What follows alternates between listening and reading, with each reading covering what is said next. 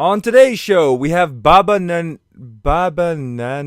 Dave. We have my friend Dave, and we talk about Andy Kaufman, wrestling kayfabe, Tofu Pro Wrestling, and the upcoming Queendom event, and also a little bit of Sailor Zombie at the end. This is Idle Talk. Let's start the show.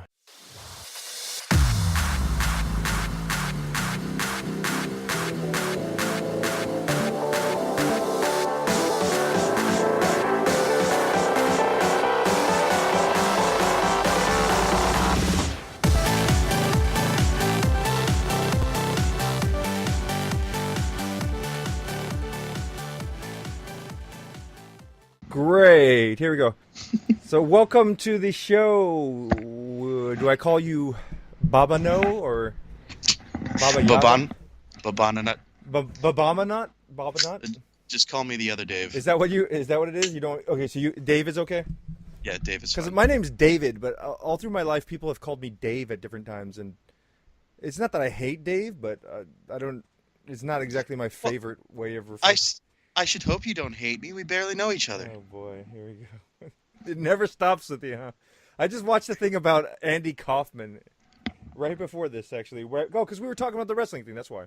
Right. But you know the whole Andy Kaufman story and Oh yeah, that's Jerry Lawler and that's classic stuff. yeah, I was watching Jerry Lawler talk about Andy Kaufman, and I was like, oh man, dude, that was really great. This is the great interaction that they had, and That was back in the old days when you could actually do things without people knowing what the hell was real and what was fake.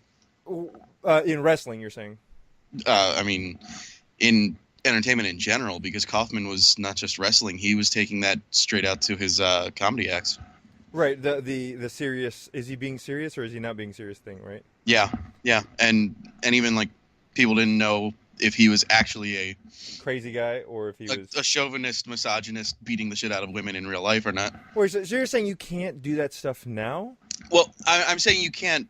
There's no way for someone. There's very little way with the modern internet for someone to be like, "Oh, was this real?" Well, no, obviously it's just part of that show. Why? Because of the recording or what? Because you would have to be on All like time.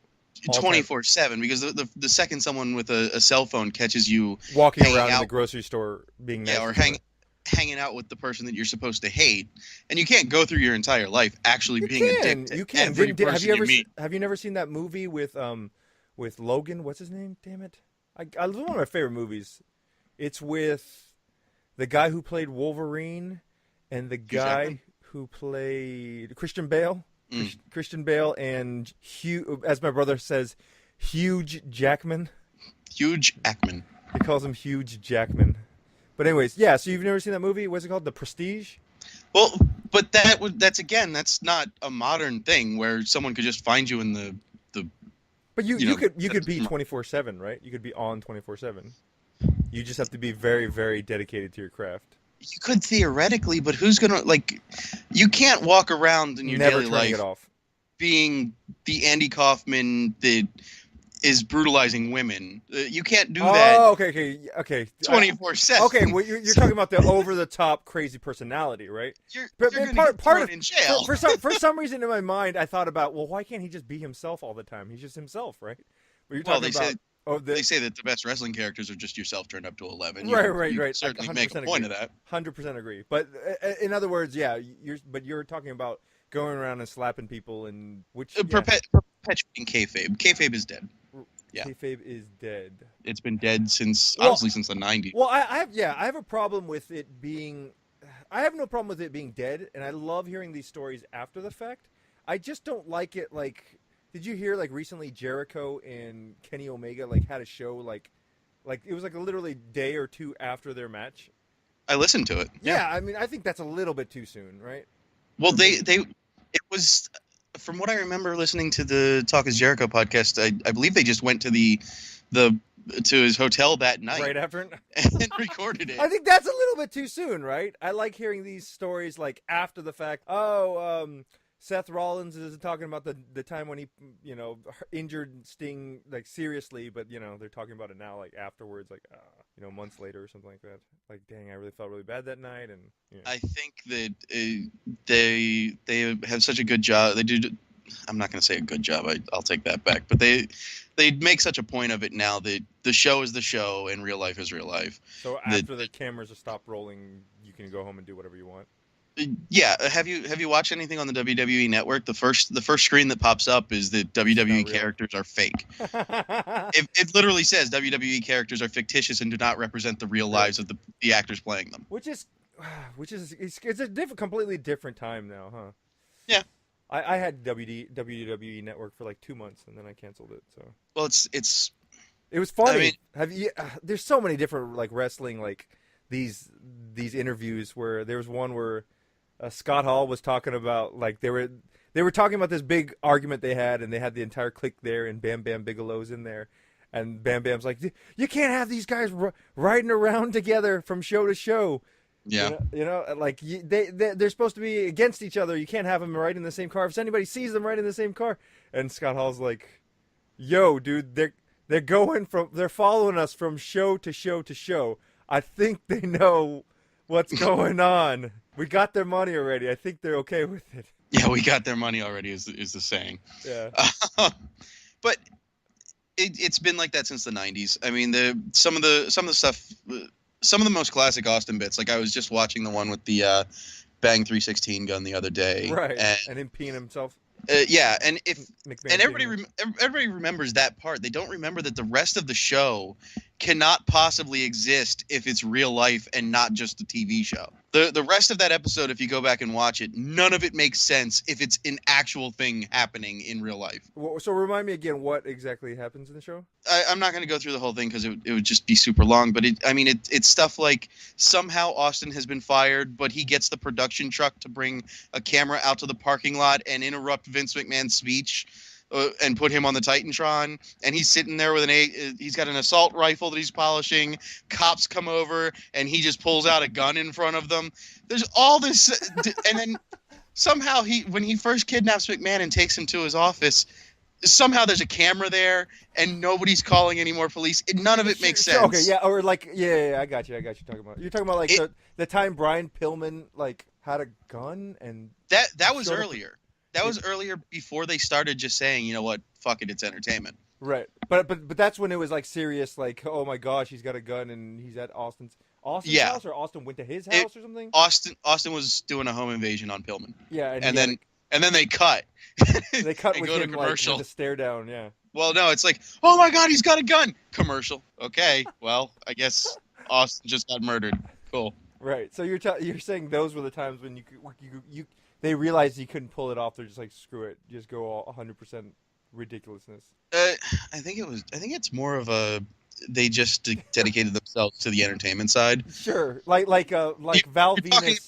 You're talking about before and after the Montreal Screwjob when everything changed. Okay, see, my memory of that stuff is all kind of a little bit.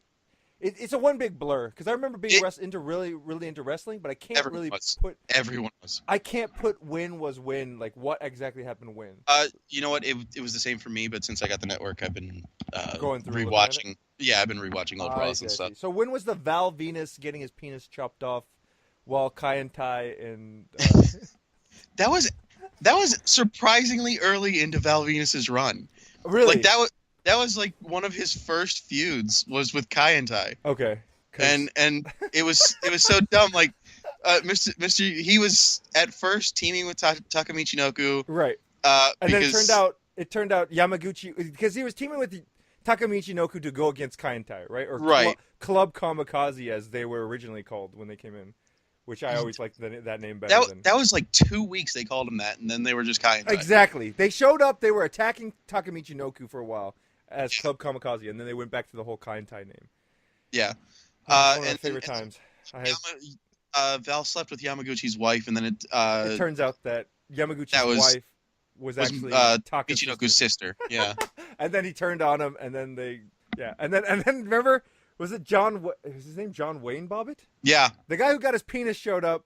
Yeah. He showed up on the next show being like, I had a little help from this guy. And the guy shows up, and it's the guy who infamously is known for getting his penis chopped off by his wife. Yeah, it was all class in the WWF at that time. He's the one who came in the last minute and turned off the lights before Val Venus got his penis chopped off, and that allowed him to shrink his wiener back in or something and caused cost Mr. Yamaguchi to miss the sword slash. I guess I don't know if we explained that very well because I'm worried that people listening to this might be like, what? What are they even talking about? I think most of this should be cut. Oh man. It's talking wrestling. People are here to listen about idols. Yeah, Let's okay. let's go that way. Okay, so that's why we started this call because Yeah. Let me help you out with segues. you are. Should we? Do I want to mention him by name or? I mean, You have real beef with him, or is this a No. Okay, see, that's the thing about the online thing is I was like, Yeah. is he really upset at him, or is he really? Because okay, but that's just your. I No, think that's just your personality and the way you say, the way your delivery, right? I am acerbic. Yes, I will agree with that.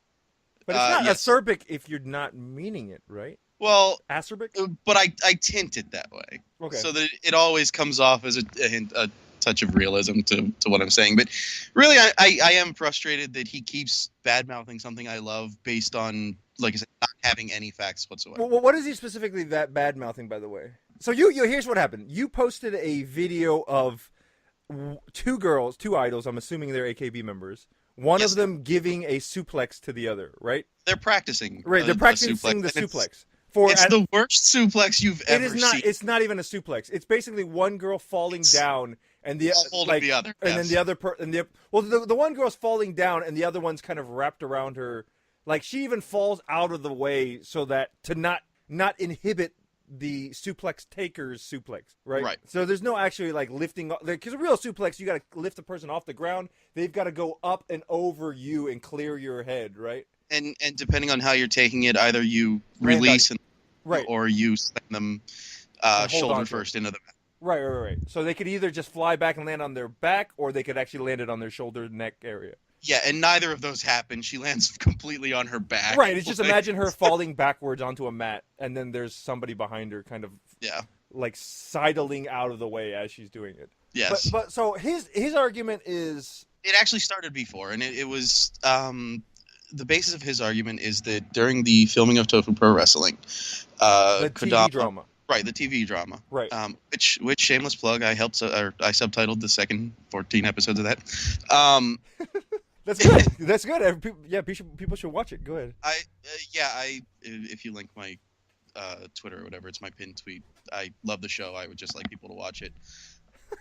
So during that, infamously, Haruka Kadama people speculate that she took a bad bump during the filming and re-injured her previously injured back, and was then taken out. And she went out she wasn't in HKT's performances for a long time, and then when she came back, she's super fat. And oh, that's why she's super fat. Okay, so it's a known thing that she's fat now. Well, I mean, I saw her on a show recently, and I was like, whoa, what happened? Sometimes people, it's like that. They swell up a little bit during certain emotional periods or hormonal periods, but then it just goes away next time. And from what I've heard, she had issues with her weight when she was a child. Yeah. So obviously she hurt her back at some point and just decided to console herself with cream puffs. That's fine. Nothing against that. Or sometimes you're hurt and you can't move around, so therefore you gain weight. That's happened to me. Like when I tore my knee, I couldn't work out, I couldn't run for 6 months, 8 months while my knee rehabbed, and when I came back I was like, oh, I'm heavy. I am not exactly slim, so I'm not. I don't have anything against chubby people. No, but okay. But the argument is about whether it's a danger to these girls. Yeah. So he thinks that the whole thing is going to be dangerous. And truth be told, when they first announced WIP Climax, the real thing that they did. So there's two things. There's the TV show, which is a drama about a female wrestling. It's kind of like the Glow, right? The Idol Glow TV show. I mean, they came out about the same time. That comparison has been made, but where Glow treats wrestling as what it is, a show, an entertainment show for people, right? And they kind of practice it behind the scenes to put on that. Right. Tofu Pro treats it as like a real sport, like the people are actually competing. I got you. Themselves. Okay. But it's still with the drama of the showing like you talking to them. Oh, okay, I got you. I see what your difference is. Okay, yeah. So that's the Tofu Wrestling, and the WIP is actually taking those characters from the show, right? Mm-hmm. From the drama, but actually putting on an actual wrestling event where having matches, people come to watch the matches, who's gonna win, and it's all within the An actual seriousness. wrestling show. Right, Yeah. the seriousness of an actual wrestling show. So there's a winner, there's a loser. The characters actually don't like each other, and you believe into that. Exactly. Okay, and so they put on a real show, which I think is cool. By the way, you sent me the links. I was like, hey, that's pretty cool. I mean, I'm not expecting to see people like doing moonsaults or anything, but from the 2 matches I watched before recording with you, I was like, yeah, I mean, those are actually the real AKB members, and they're really actually doing stuff, and good on it. I mean, like, idols are this switchblade of ability. It's like, I gotta sing, I gotta dance, now I gotta wrestle too. Right, and to get back to the point that we kind of went off from there, before that first live show, I was personally worried. A lot of my early tweets before that show came on were, I really hope everybody's safe. This is going to be a clusterfuck. I hope everybody comes out of this without getting injured. Right. I was legit worried. I think if you watch the matches at WIP Climax, though, there's no chance anyone's getting hurt in these. Really? If you look at the match again, and you on YouTube, the screen may have been too small. Right. But if you watch around their feet, the padding is multiple inches thick of soft padding. It's not just canvas and plywood. Yeah, okay. It's not an actual wrestling mat. It's like a bouncy house mat. Right. So there's nothing but cushioning that they're falling on. Well, I'm not so worried about them getting hurt taking a bump or taking a move, right? Mm-hmm. Because sometimes you have like non-contact injuries, right? I remember I felt so bad one year because I had a cousin who really wanted a Wii system. Like, this was the original Wii. And she wanted a Wii, and she wanted a Wii, and she wanted a Wii so bad. And I found her one during the Christmas time when it was impossible to find, and I gave it to her family. And yeah, she was playing it, and she was playing the Wii, and she was jumping around in the room. And what happened? She, like, tore her ACL playing the Wii in her room. But now we get into if you watch, and I'm sorry to hear that for her. This was she's fine. I mean, this was 10 years ago maybe. Okay. If you watch the matches, there are maybe not. I don't remember if it happened a lot in the one that I linked to. But a lot of the matches, if you watch them, there are clearly times where they miss a spot, like someone did something a little bit off. Right. Or they roll a certain way, and the other person was supposed to catch them, and it's like, whoops, I missed this pin, but I got to scooch over a little bit to grab her. But instead of going through with the spot that they were starting, they will back off and go at it again. And just kind of reset and redo it again. They will reset every time, and that tells me the guy who was coordinating all their stunts, leading their practices, Milano Collection. It tells me that he knows what he's dealing with, and he told them exactly how not to hurt themselves. There was a lot of thought going into it. We also have to remember that these are trained dancers, so they know how to use their bodies. It's not like they're completely inexperienced at all.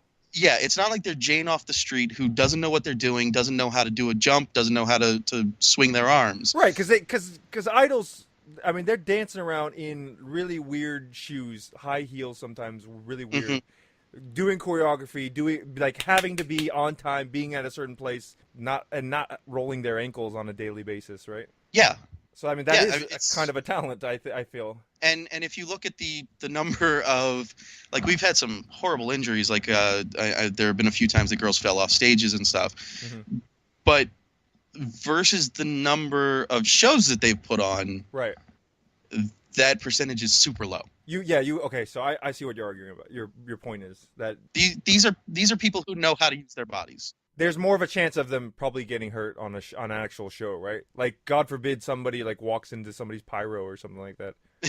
Like that's for me, that's a serious concern, right? Sometimes people like space out. I remember there was this one Big Bang performance where they were all dancing around and the flames started coming up, and one of the people walked too far forward. I guess they forgot the pyro was going to go off, and oh, that sucks. Like, see, that's what I'm more worried about. Crazy, like at these big shows, like when they have members suspended in the air, or these moving like triple decker stages that like extend up and they're all dancing on the stage when it gets fully extended. I'm like, oh god, dude, like vertigo or something like that. God forbid something happens. Yeah, well, that actually segues into another of we're talking about a guy, Kevin. He is a friend of mine on Twitter. So if you thought there was actual ill will, there's none. But that was another of his points that I took exception at. That somehow AKS and the company behind AKB, behind the 48 group, was forcing these girls that are in it to go through this whether they wanted to or not. Right. Which doesn't hold water to me. There's especially if you look at the girls that are involved. Right. These are girls that might not get a chance to be front and center in any other form. You look at someone like Ami Yumoto. She had a little bit of push when she started. She had like the cool little backspring flip thing she was doing during performances. Mm-hmm. But her time, she never got an actual push. In this, she's one of the better performers, and she has that chance to use her natural or her earlier skills to kind of get another chance at being seen in front of the fans. Mm-hmm. And that's great. And I'm sure that she looked at the risks and said, yeah, this is something that I'm comfortable with, something I want to do, and it will give me an opportunity to be seen again. Well, okay. So you think she weighed the risks? Because I get what you're saying, as in like they don't see any other avenue, right? So they see this as, okay, here's an opportunity, I can do it, but I am a little bit worried as far as like the desperation, like, oh, I have no other way to make it, I gotta do this kind of thing. But again, I mean, you can say that decision making process with pretty much anything in the world, right? Yeah. Like if real football players are like, oh, well, should I play football? What about concussions? Okay, well, you have to take that into consideration, make that decision now, and then 10 years down the line, if you have problems, there's no one saying you have to do this, right? You're saying you can still be an idol, you can still try to push yourself another way. This isn't like no one's making you do this wrestling thing. And there are so many, honesty's sake, I'm a 48 group aficionado. I don't really pay attention to a lot of other idol groups, in case anyone listening doesn't know. But there are plenty of avenues, even within the 48 group, for someone to try their hand and find a different way to get out in front of the fans now. The showroom is huge. Yeah, showroom's a pretty big deal. The AKB has just started pushing more YouTuber style advances. Yeah. Renan Ozawa had a little show she was doing where she just walked around doing tourism spots. I forget who it was. I think it's Sato Akari or something. Akari Sato just had a show, I think, debut on YouTube.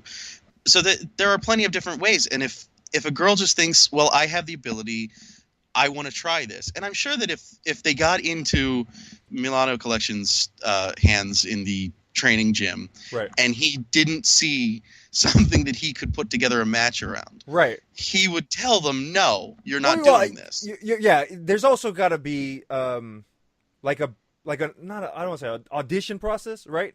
It's not like just anybody can come in and join, right? There's got to be there's got to be at least a certain level, like, okay, well, you've got enough skills to be able to do, like, there's certain, like, Tomonaga Mio is not in any of this, right?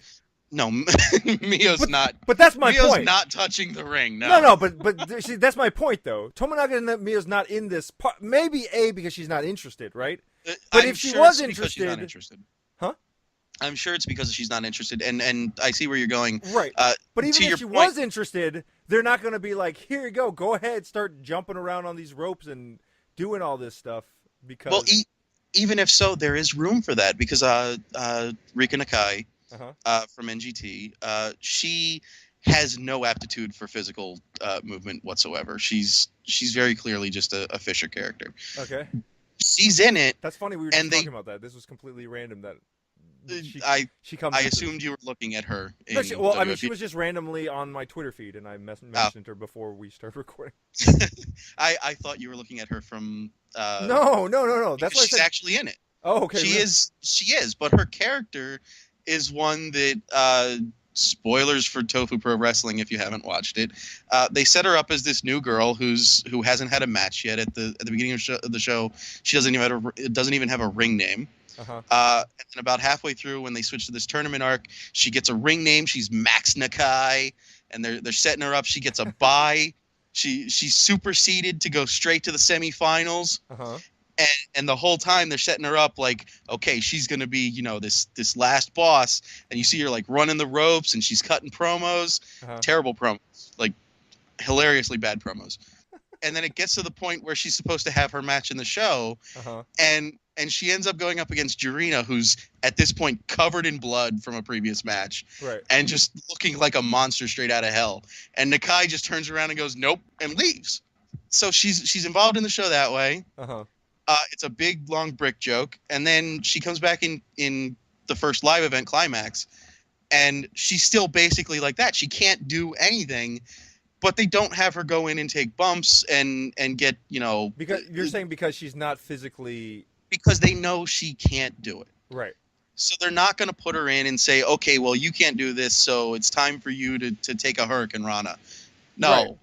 Right. He's smart. They're saying Millennium. Is that what you called him? Milano. You're saying he's smart enough to. He knows what he's going to look at the talent, what he has, and use them Right. appropriately. So her big spot in, again, spoilers, sorry if you haven't watched WIP Climax, she's in she's part of a 6-man tag match. Right. And her big spot is at the end. She takes a chair from Miyazaki Miho. I saw this from Miyazaki Miho, right? She takes the chair, wraps the chair around her, like just opens it up, puts it around her own body, kneels there and starts crying. Right. And gets the other. And the ref turns around. The ref turns around and sees it. And this is actually like in the real wrestling, not the drama, but the actual wrestling event. And then, the Miyazaki's like, what did I do? What did I do? Yeah. Yeah. Well, the ref turns to the crowd and is like, did she hit her with the chair? Did she hit her with the chair? And Nakai being on the face team, the crowd's like, yeah, she did. So the ref's like, okay, you guys are disqualified.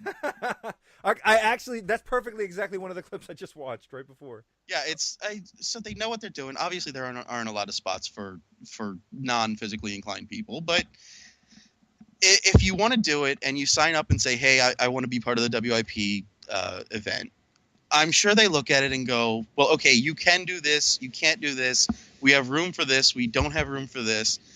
There may even be more girls that wanted to do it that they just don't have spots for because it's only a 7-match card. Right. But so what did this whole what did this whole condom pregnancy toilet seat thing come from? What was that about? Because that's just me being good at wordplay. but I'm saying I'm trying to understand he's worried about them getting injured in real life.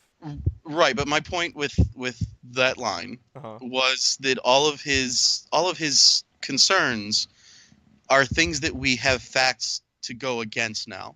Like I said before WIP Climax, I was concerned about the exact same things. Right. I'm not worried about them now because we have the facts that we saw in Climax going into Queendom. There's no reason for me to be worried that someone's going to take a bad bump when they're on bouncy house mats and they're specifically told, if you don't think you can finish the move, back off, go at it again. Yeah, reset it up, and then don't just fly. Yeah, don't just wing it, and because that's how you make mistakes, is because you're not prepared and you still try to go through it, just winging it through. Like there was one time where one of the members threw the other one out the rope, she's supposed to throw him out the ropes, I guess, to get her out of the ring, right? So that the other two could finish their spot, and then they would be outside fighting, so she wouldn't be able to run in and disrupt the count or something like that. Classic tag team wrestling. Right, exactly. So the member goes to throw the other member out of the ring, and it's not like she's throwing her through the ropes and the girl goes headfirst diving out of the ropes like you would see in the WWE. It's not a suicide dive. Right. She throws her, and then the girl kind of she throws her to the point where her head is outside of the ropes. And then she kind of steps out. And then she just steps the other two, one leg over the rope, other leg over the rope, and then she jumps down off the canvas. So I was when I saw that, I was like, whoa, okay, that's completely unbelievable in the sense of her throwing her through the ropes.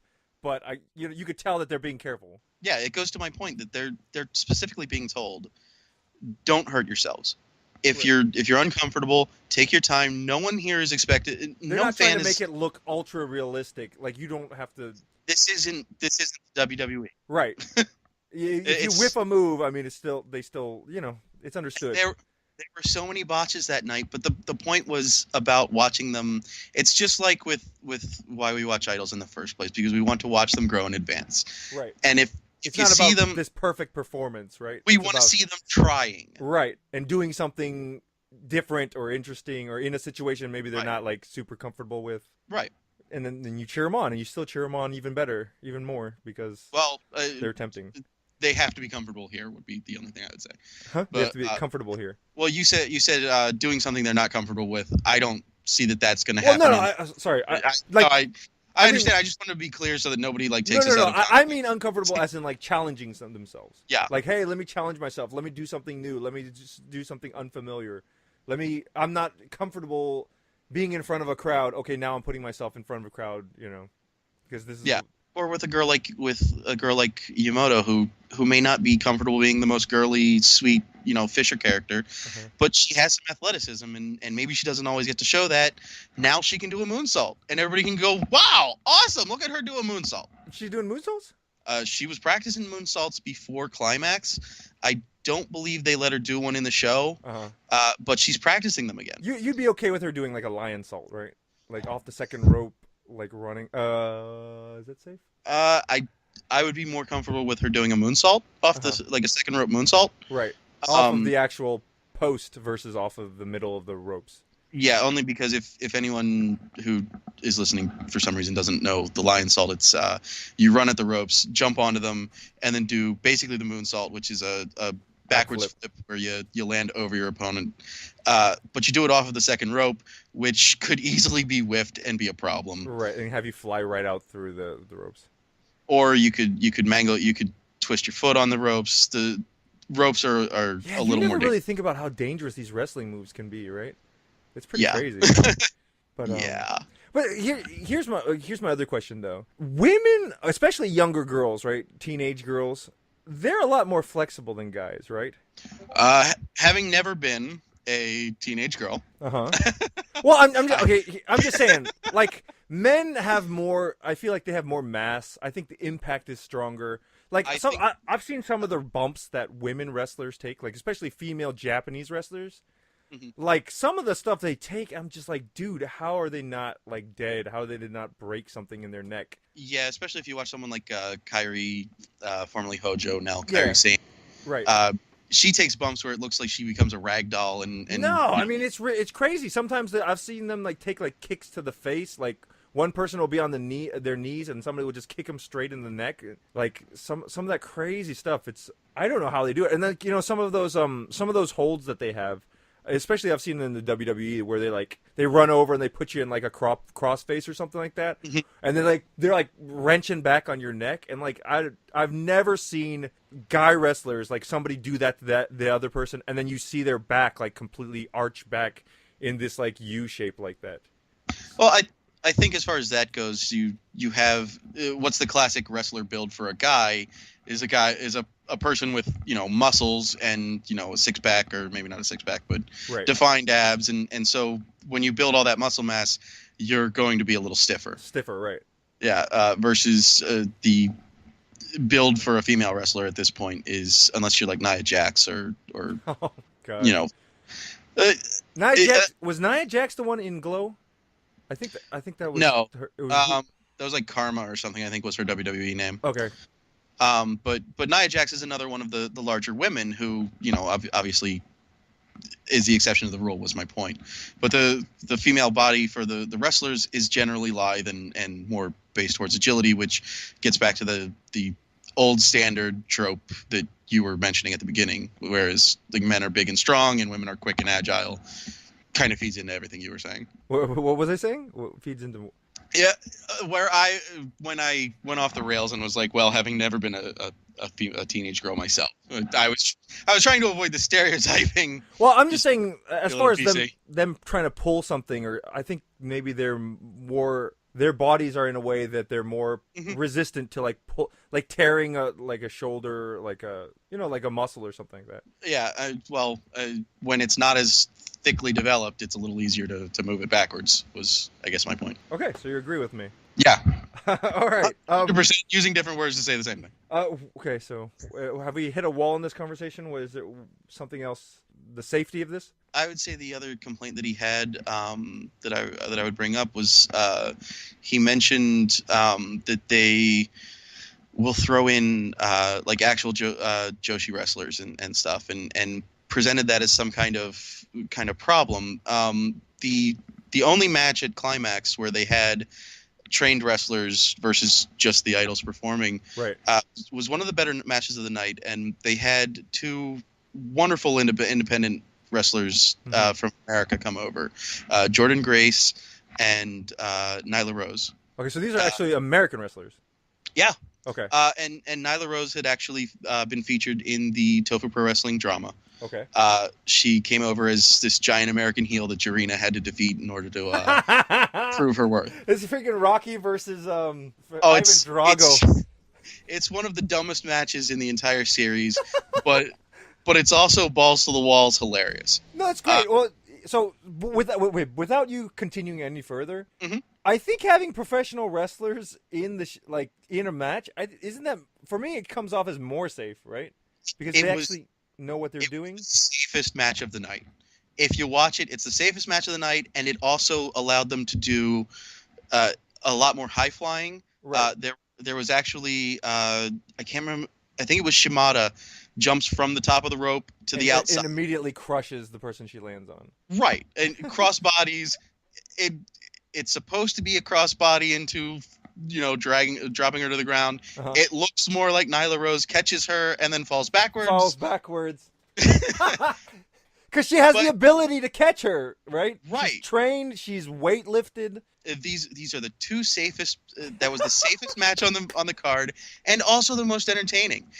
If you get a chance to watch it, it was Matsumura and Shimada versus. They were billed as Debbie Kong and Sherry Yamanaka. I thought you were about to say Sherry Nutcracker. Okay, so go ahead. There is a beautiful dragon screw. One of the most beautiful dragon screws I've ever seen at one point, where Debbie Kong goes to kick Shimada, and Shimada grabs the leg, when you hold it against the side, and is like, no, and then does the dragon screw. And because Nyla Rose is trained to do this move, right? It's the most beautiful thing the entire night. Because she sells it. Yeah, because she knows how to sell it. She knows how to make it look good, and she's at least 4 feet off the ground. Oh, okay. And meanwhile, Shimada, all she had to do was make it look like she was twisting her, and Shimada looks like a freaking anime superhero doing it. Right. So they made Matsumura and Shimada look really fantastic. Because that's one of the most important parts of wrestling, right? It's not just you beating the crap out of everybody and looking good doing it. It's how good they make you look good, because they're making it look like you're beating the crap out of them. Yeah, the perfect example is The Rock, who had the most flamboyant and awesome looking striking attacks, but also when he took a hit, made it look like $1 million. He'd get hit and fly back and roll up on his head, and he would sell it on his face. He would sell it on every part of his body, right? And that's part of why he was one of the greatest of all time. So having that added bonus of the opponent being able to sell what you're supposed to be doing makes it look so much better. Yeah.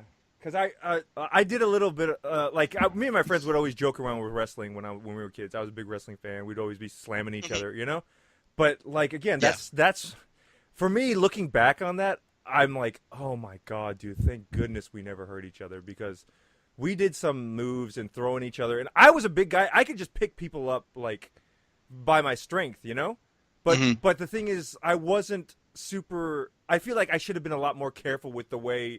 You can just pick somebody and throw them down, but you have to be in a way where they're ready to, you have to let them be ready. They have to know how and you you're have going to mass in the right place. Right, you got to know how to throw them down. They got to know, they got to trust you and know how you I would just, we were just playing around. It was a mattress, so I would just be picking up people, throwing them down, kind of. That's part of why they had that. That's part of why they had that little bit at the beginning of every show, Dave, where it said, "Well, no. See, don't do this at home, Dave." In my defense, it was after. This was before they really started pushing that home. Once I saw those warning notifications, we stopped and we were completely safe. I think it's funny joke. Funny not joke, but funny story. That's probably one of the reasons why I didn't. For a good maybe year and a half, I really was considering wanting to do professional wrestling. Oh, nice. And then I kind of botched a pedigree. where I bam slam my head directly into the mat, and like I promise you, the entire day at school, like my head was ringing so bad. Yeah. And from then on, I was like, dude, I don't know if I can do this for the rest of my life. I was actually hilariously, I was watching a video earlier on times that wrestlers almost died in the ring, and something like 8 out of 10 of them were head injuries Yeah. from landing the wrong way on your head. Which is crazy. Yeah, and like I'm so thankful that nothing ever happened to me and my friends when we were just screwing around. But yeah, I mean that's the thing. That's what I'd be most worried about is two people who aren't trained, who have no experience, who haven't done it that many times, right? And then it's like, okay, you got to pick this person up and slam them a certain way. I'm like, oh god, that's for me the biggest, scariest thing. If somebody's there in the ring, like knowing what to do, oh man, it could be. I mean, you've seen that happen before too, right? There's stories about like, oh, here's this new guy. He's not the greatest wrestler. He's just kind of coming in, but he's got, he's a big draw. He's a very big guy, very a lot of personality. Like with like anytime they bring some sort of celebrity in, right? Like a Karl Malone or somebody who has no experience wrestling at all, but like they always put him in with a very seasoned, very experienced wrestler. That's going Karl Malone was in with like Hogan or something, right? Like Hogan and like maybe DDP or something like that. And like I think Lawrence Taylor, when he came to wrestle, he wrestled against Bam Bam Bigelow. Yeah, he wrestled Bam Bam. Yeah, and Bam Bam made him like he was like afterwards he was like, oh, I have so much respect for these guys, and really took care of me and made me look good and all that stuff, Yeah. So when you telling me them bringing out these professionals in, that makes me excited. It makes me want to go watch these. Unfortunately, neither. Now I follow both Jordan and Nyla on Twitter because of being in Climax, and they're just really good, good honest workers who are trying to make their way on the independent scene. Neither of them are there. Neither of them are booked for Queendom at the end of the month, which made me a little sad. They do have Aja Kong, who has worked with. That's why her name came up. No, he was just bringing her up because there was the old AK Bingo episode where this is the she used to work with them. Big woman. Yeah, she's a venerated veteran over in Japanese women's wrestling. Mm-hmm. And there were a bunch of old episodes of AK Bingo where she came on, and there was, as he said, the one where she put Takamina in a swing and did that to her for a little while. And then there was, I forget who it was, but there was a later episode where one of the girls asked whether she was a man or a woman, and she got all. Oh God! She grabbed her too and swung her around. I don't remember if she swung her, but she did like as far as I remember, she did like the like Rah! And the girls kind of shrieked and they all ran away. Wilted. Yeah. Right. But what's her involvement in Queendom, you said? In Queendom, she's booked in a match. She'll be on one team with Yokoyama and shoot, I can't remember who the third partner is, but it's a 3-person match. It's a 6-person tag team. On one side, the in-character Kinshicho Dojo, which are kind of the like Sakura's team from Tofu Pro Wrestling. Mm-hmm. And then on the other side is the Koji Genba Dome, the construction company. I believe they're called construction. Really? I called them construction company in my subtitles because it's kind of a pun. I won't get into that. It's just I was having fun with words. The official translation as of Queendom is Construction Cartel. So they're this group of bad guys. Shimada used to run it. After at Climax in story, Shimada went to America because we know Haruka Shimada was graduating from AKB. Right. So now like the in storyline thing is that what is the construction company or Construction Cartel doing now that they've lost Shimada? And Mukaichi has gone back to Kinshicho Dojo. Mm-hmm. Was a part of the group, back then. So now it's just Matsumura and Yamada Noe from NGT48. I'm kind of going back and forth on which name I put first. But so it's her and Kaoru Matsumura from SK48 are the only members remaining. They've added a girl, and it's kind of showing what the Construction Cartel is doing now. So Aja Kong is on the other side. In Climax, the other 2 girls were going against Construction Cartel back then. So it's kind of Matsumura's thing now, I guess, to go against big, strong, actual women wrestlers. What? Okay. I'm trying to process everything you just said to me. Okay, but There's a lot of me mumbling Japanese names now that I think about it. okay, I'm sorry. it's fine. I'm just trying to. But ultimately, how does somebody get into this? What's your recommendation as far as how they get into this now? Now? Yeah, do they go back and because this is an event coming up soon? Yeah, at the end of February, they're doing another live show. WIP Queendom. It's going to be on BS Scapa in Sky Perfect in Japan. Mm-hmm. So I assume we'll have a pirated feed again.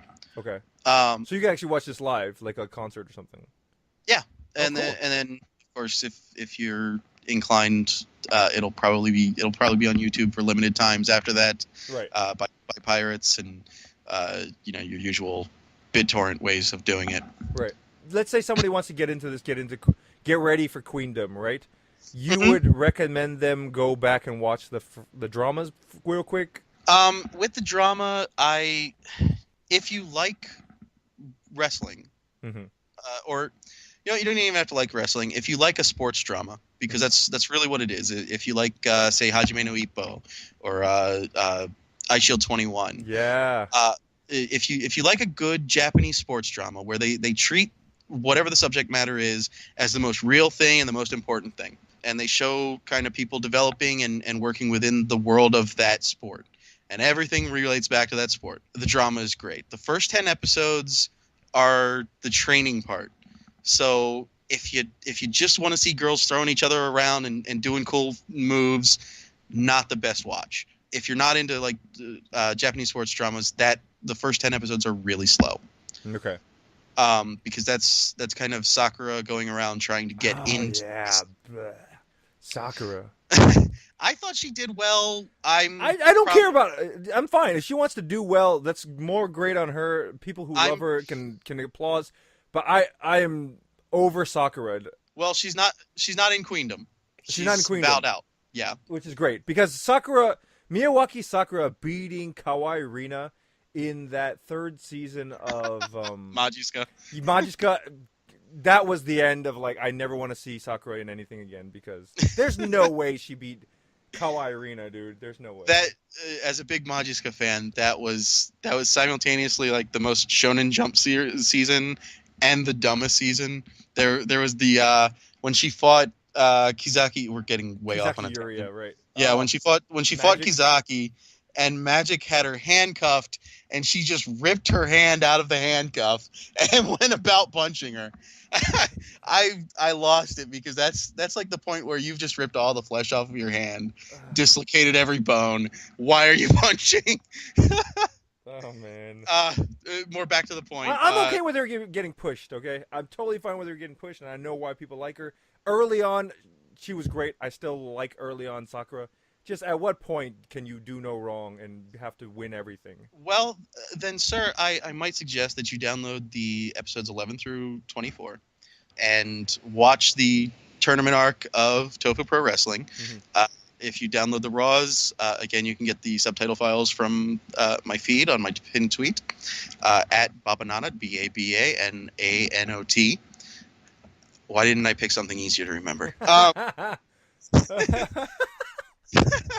So you watch those 14 episodes. That's a tournament arc where each episode is a different match. Two or four girls fighting. Okay. Like the first half of that 14 is they're trying to knock out 2 matches at a time, and then as they get towards the end, it's one match, 1 episode. You will love the ending. A lot of the matches are pretty spectacularly written as far as stories go. There's a lot of obvious botches, but there's some really good character-driven story work in that show. The WIP climax is actually a direct sequel. There's an open-ended spot at the very end of Tofu Pro Wrestling that leads into Climax.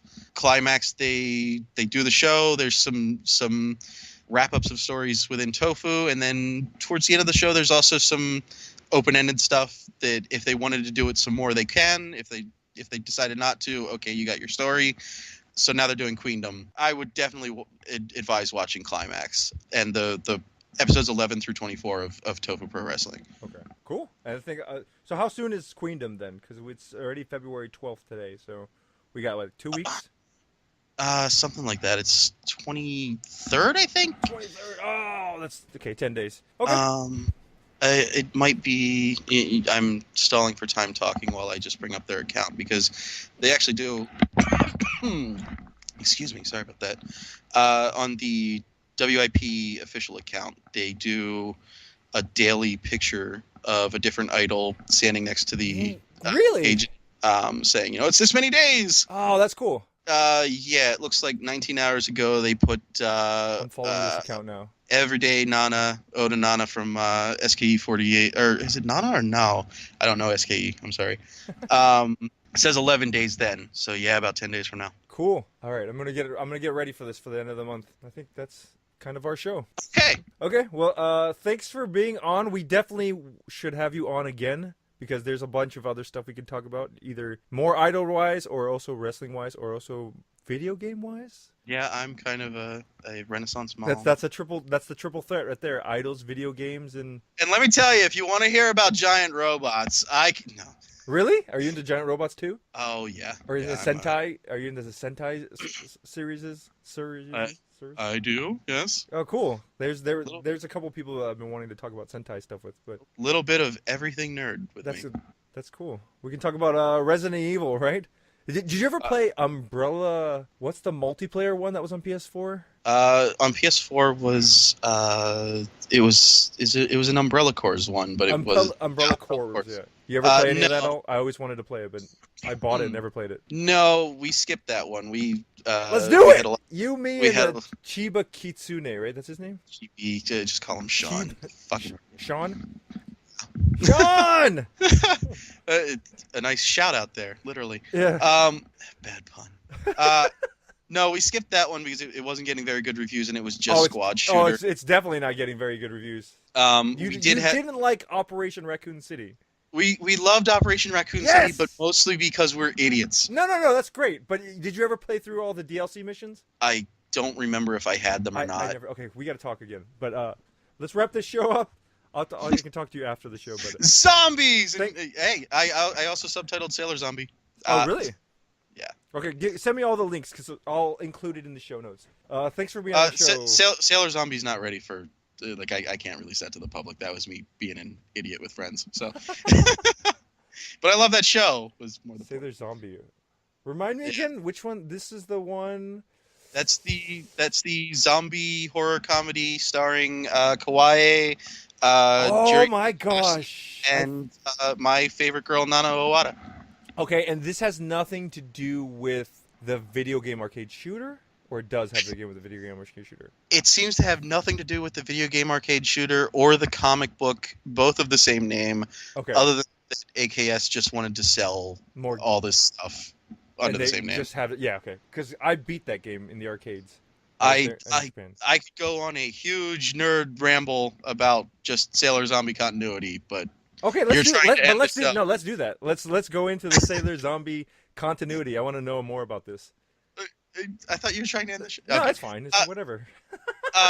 This is how the show goes. Is this the show? It's still recording. We don't stop recording until. So tell me about the continuity. So I have no idea about the game. I've never played the game. I've only watched a playthrough. Okay, you have watched a playthrough. It was like someone's handy cam in an arcade. Okay, so from what I remember playing the game, I was there. You start the game off. I think you pick a member that you're trying to protect. Who runs along with you. Yeah. Right. Oh, so you pick one that runs along with you? Well, she's like with you the whole time, and she's the one that's like singing or whatever, right? But then she turns into a zombie at some point, right? Oh, does she? Okay. I think so. I remember. I thought you picked a character. She gets turned into a zombie at some point, and you're trying to save her or something like that. Okay. But she may be running with you. I was playing with somebody. I remember getting. It's a gobble fest. It gobbles up all your money because you just die multiple. Oh well, it's an arcade game. Right, exactly. So I remember at some point we were a good few levels in, and I was just like, okay, we're done. We're just gonna keep pumping in dollar coins into this thing until we die eventually and game over. And I remember the friend with me was like, no, no, no, we have to finish this. We But you have have to. to save the girl, You Dave. have to because you know, yeah, you have to. Yuko Oshima can't be left a zombie, Dave. Exactly, and then also, you know, we're never gonna do this again, so we might as well do it this time and not have to do it all over again next time. So You are such Idol fans. I don't remember. You know what? It's not bringing us anything, but we got to keep pumping in money. Right, and then I think we beat the game, and I can't actually even remember what happens. I think do you turn into a zombie at the end and live happily ever after? Maybe it's something like that. Okay, so that's the game. I stopped watching like a half hour in. Okay, so that's the video game, and it ties in with the drama and what else? I don't know that it actually does, but there are some open spots in the drama where so they the zombie call out that they don't care. The drama is about what specifically? The drama is the main character is Nana Owada. She's the main character. Yeah, playing as Maiko when Nanya was getting her first push by AKS, and they were trying to make her an actor, and she's since said that she hated working on it, but wants to be an actor again now. So, well, she said why she hated it? She just wasn't into acting at the time. Okay. Understandable. And I mean they put the entire show on her. I think so that might have been the pressure thing. Well, here's the thing: they gave her a character, Maiko, who is so dumb as to be like you can't tell how this woman is still alive in a zombie apocalypse, and that's kind of where some of the comedy of the show comes from. Right. In that she's bungling everything. Okay, and so part of it is that could be funny. Just how did she survive some random coincidence? It very much is, and the show towards the second half starts kind of hitting you with these like gut punches in the story where it's like, yeah, did you think none of this mattered? Because it actually does, you idiot. Oh, really? Yeah, and it's really well done. But most of the people just watch the first few episodes where they're like, aha, we're just living around zombies, because zombies in the classic sense aren't actually threatening unless you do something really dumb. You're talking about in the real world, assuming that zombies were real, right? Even in like zombie movies, like, okay, you get a bunch of them outside and you gotta hunker down, okay, right? But as long as you don't do something stupid, like start opening the door, right? Somebody's got to do something in every movie. Somebody's got to do something stupid for the storyline to progress. Yeah, and especially in zombie movies, especially, it's got to be the one guy who's like, oh, what's this thing? Oh, I don't know what. Let me walk right up to it and infect the entire population, or right. The one person that, oh, I know this person, so I can't shoot them, and now everybody's at risk. So they kind of set it up with doing a little bit of like, okay, this person's really stupid. Like her first scene is, excuse me, she's like driving along. First of all, she's like 14 at the time, 15 at the time. Why is she driving? Oh, so she's actually driving. I thought you were. I was going to ask you about that for clarification. Yeah, she's actually driving a car, and she's driving a car and watching a DVD at the same time. Okay. And this the is DVD. Some Oshiman you got right here. Well, I mean, the show does a good job of writing the character to be dumb enough that you can't tell if she's the best actress ever or they just wrote it to be dumb for her. Okay. So she's driving along watching a DVD and ends up crashing the car, and that's how she runs into Juri and Kawai's characters. And people. Yeah. People. Okay. Like she Not crashes. zombies. Well, she crashes the car, and they're out, I guess, getting supplies or something, and they see her crashed car, so they go to investigate and, beat up a couple zombies that almost get her or whatever, take her back because she's fine to their high school where they're all living. And okay, so the zombies apocalypse has already occurred. It's like a month in or something. And she knows about this, or she doesn't know about it? She obviously knows about this. She's just an idiot driving around with her DVD player. Okay. So they take her back to their high school, and there's like this whole society in the high school with some teachers that are still alive, and all the girls trying to live and just. Let me stop you real quick. The zombies in this movie are played by extras. The show, yeah. They're not. These aren't like cameo by random members or nothing. There are a couple that are cameos.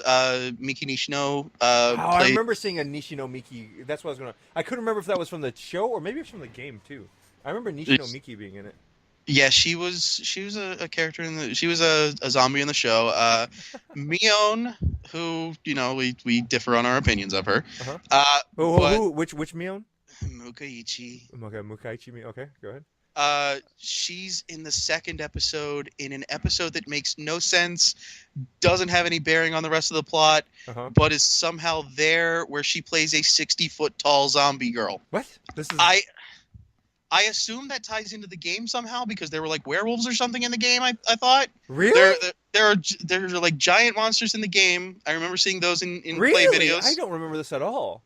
I just remember it was stupid because you had all these zombies chasing you, and then at some points they would randomly bust out into like heavy rotation, and all the zombies would like a la Michael Jackson's Thriller. They would all do the choreography dance together as zombies. And see, so that's where it's somewhat connected because the zombies in the show, when certain songs play, they bust into choreography. Yeah, so in the show, it's a specific song, some Chinese song called like Moon Moon Rawl or something. And whenever it plays, the zombies just start busting out into a choreographed dance, like line dances or something. Okay. And that becomes like the primary arc of the first half is we're trying to find out what song this is. So the overarching plot is trying to figure out what song this is, get the song, and use it to not have to worry about zombies. Right. So meanwhile, like all the other little subplots are going on, like giant fucking zombie out of nowhere that is never seen again, never explained. They don't kill it. They just distract it with a big cardboard purse. A cardboard purse? A giant cardboard purse. A giant cardboard purse. So a purse large enough for her to use. They have to construct it. They make a giant purse for her favorite brand because they see she's wearing all these clothes from a brand. You're talking about Mukaichi. Yes. This is all of her clothes are one brand. Somehow they're still fitting her when she's 60 feet tall. So they see the brand. They construct a purse because I believe it was Kawaii knows the brand or something and has the purse. So they make a replica. They put it on balloons and float it off to the side so that the giant zombie doesn't smash through their school.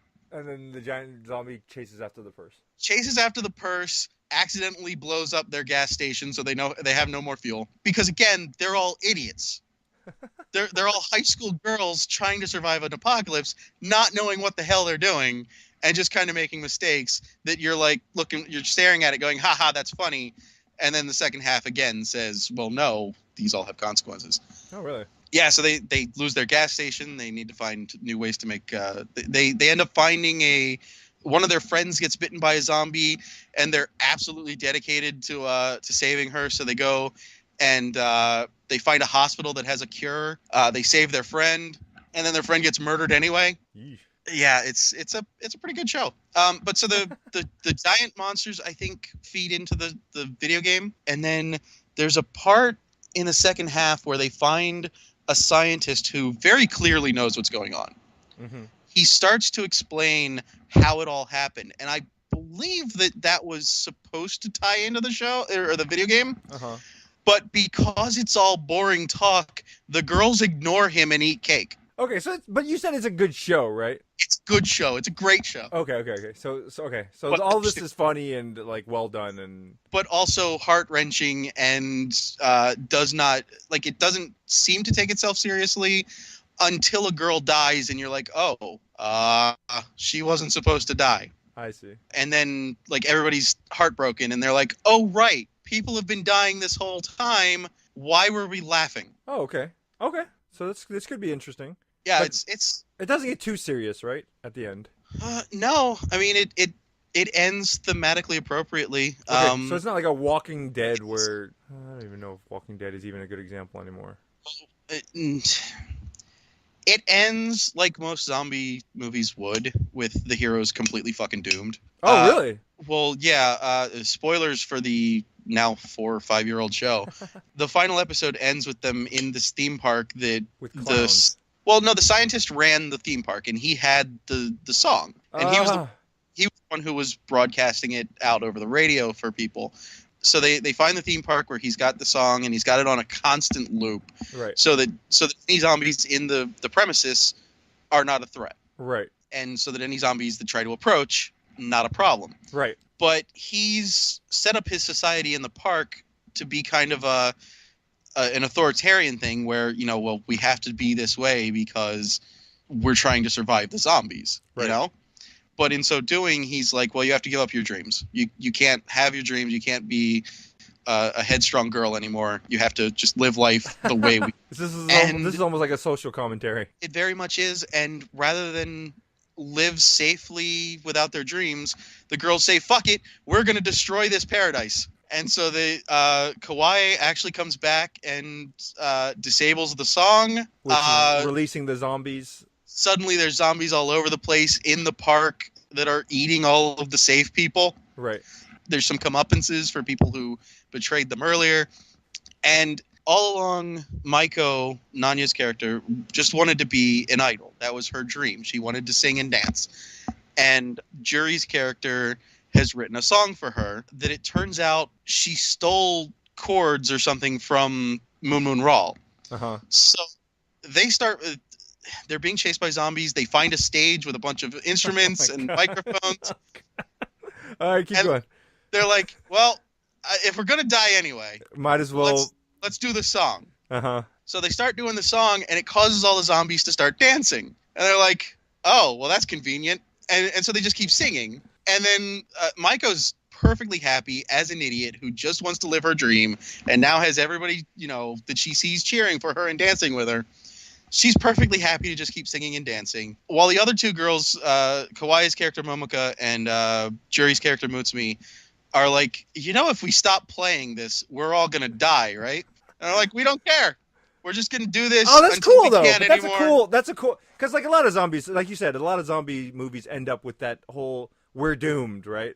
And they are. But thematically... Fuck it, we're living our dream. That's cool. We'd rather do that than live on our knees. We'd rather die on our feet. That's pretty cool. That is actually a pretty cool way to end it, but still staying within the happy idol world. Yeah, and no, I have a little problem in that they had two boys with them that were less than 10 years old, who no longer had a dad, and the boys are just happy to run around while the zombies dance. So those boys are going to get killed too. But it's, like I said, thematically appropriate. Why are you going to be a bummer, Dave? Huh? You couldn't just let the idols have their fun. I have watched Sailor Zombie entirely too many times. But so then there's also a comic, a manga version of the story that curiously doesn't have any AKB, there's no copyright AKS on it or anything. Uh-huh. They do advertise the Blu-rays and DVD boxes on the first volume on like a wraparound. Okay. But inside there's no no mention of AKB. I think they actually do like an XP of it. Like they mention an idol group that's 3 letters and it's alphabet soup and numbers, but it's not AKB. But then it's also the same 3 main characters. But they're anime characters, so that you can't they're not bearing that much resemblance to the AKB members. They bear no resemblance whatsoever. Okay. But they have the same, except for the names. Right. The character names are the same. Right. The series name is the same. Uh-huh. And the beginning overarching part of the story is mostly the same, but turned up to 11 as a manga. Right. It kind of goes off the rails with in the manga there's more than one song. Uh-huh.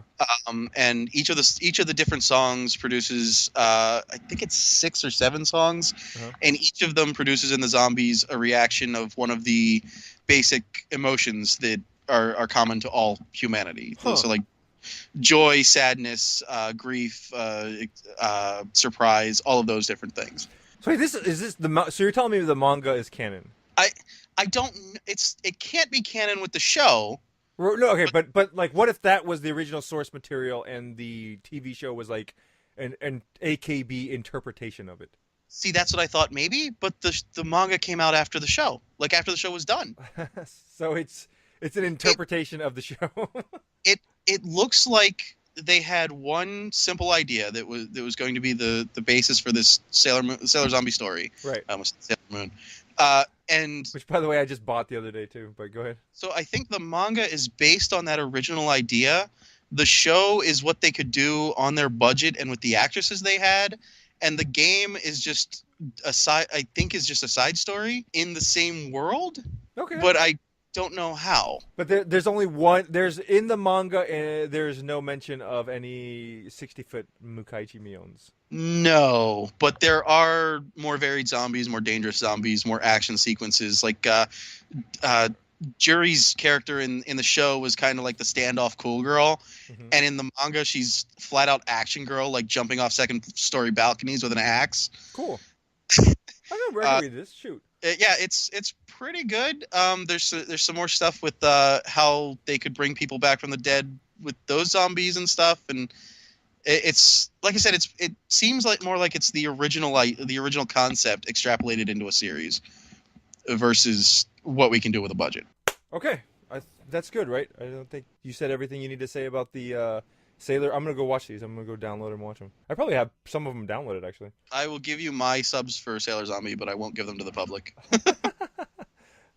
There's some questionable stuff in there, and I was not as adept at understanding what's going on as I am now. I don't understand. I'm pretty sure it's right, but there are some lines that I purposefully... okay, so you're just not confident in the subs themselves. Yeah, it's not like the subs rewritten, like placing your name in for somebody else's. It's not a joke sub or anything. It's just I don't have as much confidence in it, and the first 6 episodes I hadn't learned Aegis sub yet, so they're kind of really basic looking. Oh, so why don't you just redo them, dude? Redo them and then release them to the public, or because that would take time that I haven't had. That's literally all I need to do to be confident in them. Also, I would dramatically need to rewrite one line where I worked in a Thanks Obama joke, but I'm an idiot. Okay, well you've got no disagreement with me there. Good. At least there's something that you won't disagree with me on, other than all of the other things you agreed with today. Every single thing else, specifically Mukaichi. Oh well, you can be wrong on it. I'm gonna go meet her this year, providing that she doesn't graduate in the next 3 to 6 months. I'm gonna go meet her this year. I'll let you know how it goes. With that push she's getting, you think she's graduating? Wait, is she getting a push? I mean, she's constant. Have you watched AKB in the past year and a half? I don't. I haven't followed them that much. Occasionally, I'll see a picture of Mukaichi, and I'll be like, "That's all I need." They gave her a voting single center. You don't think that's a push? Well, are you telling me that she doesn't deserve it? I'm telling you, she absolutely doesn't deserve it. Come at me, Twitter. Mukaichi does not deserve it. Well, who else would?